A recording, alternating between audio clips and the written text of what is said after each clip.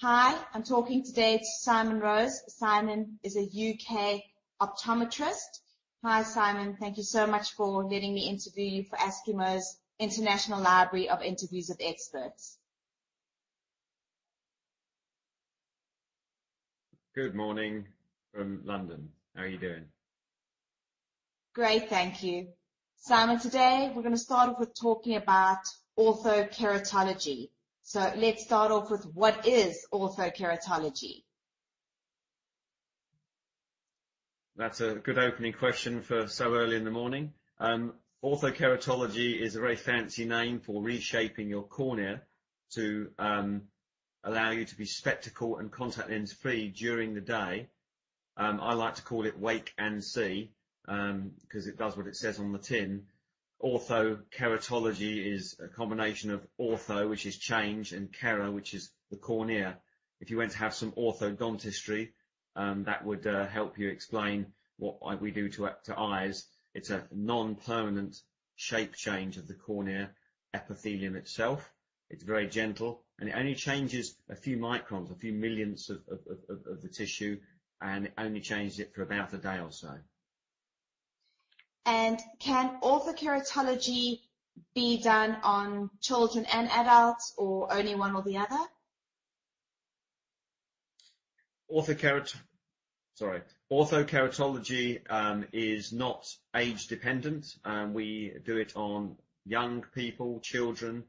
It's even been done on babies, and we can treat myopia right through the age range. We can treat people's short-sightedness right up until any age.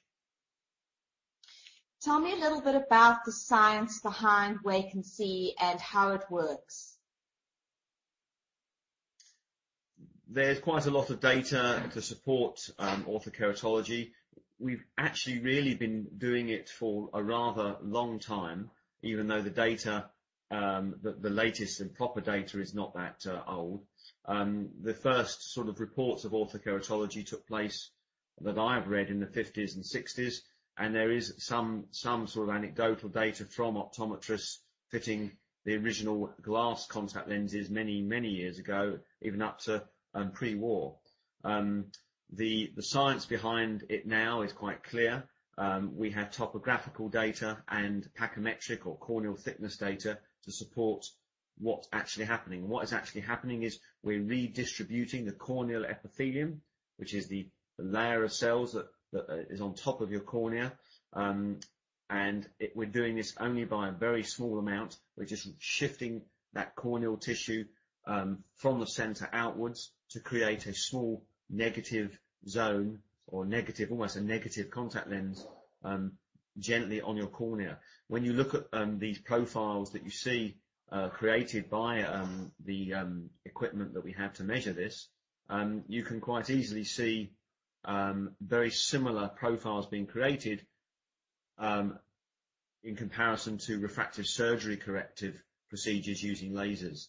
So we are actually doing what the lasers do, but without any surgical intervention, and it's only temporary, so it's relatively risk-free. When do people use the shells? Do they have to use them every night? The treatment shells, the wake and see treatment shells, orthokeratology lenses, in the main, people use them every night. It very much depends on the plasticity of your cornea, how much memory it's got, how quickly it likes to go back. And I have patients that do not wear their treatment shells every night, but some patients have to. What are the benefits to using the wake and see?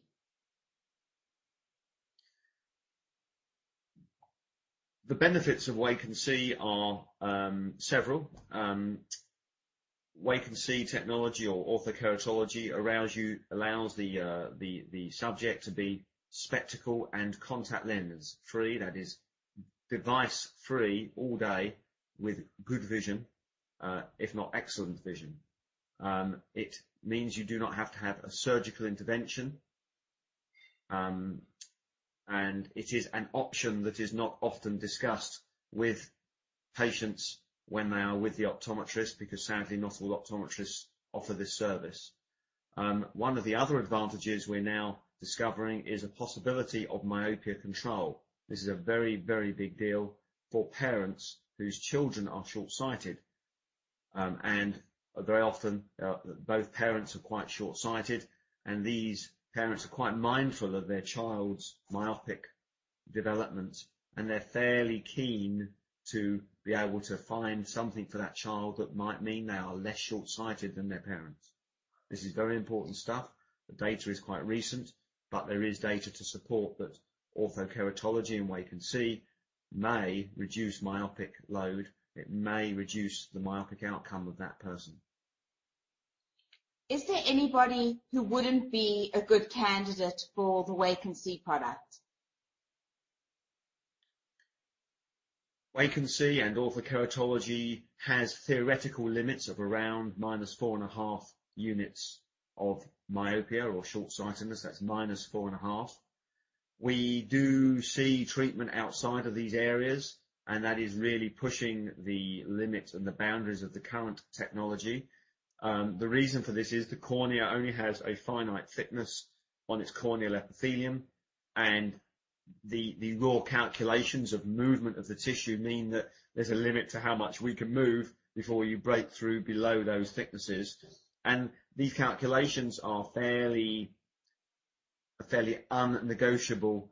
If you look at some of the technology and calculations being used in laser refractive surgery, these formulas are really they can be varied. There are ways of going beyond the 4.5, and I do have patients very successful outside of 4.5, but one must be mindful and must modify expectations outside of these. But one can read quite often. I have patients that we can treat outside these zones, but we just need to be realistic. Thank you, Simon. Thank you so much for talking to me today. Lovely.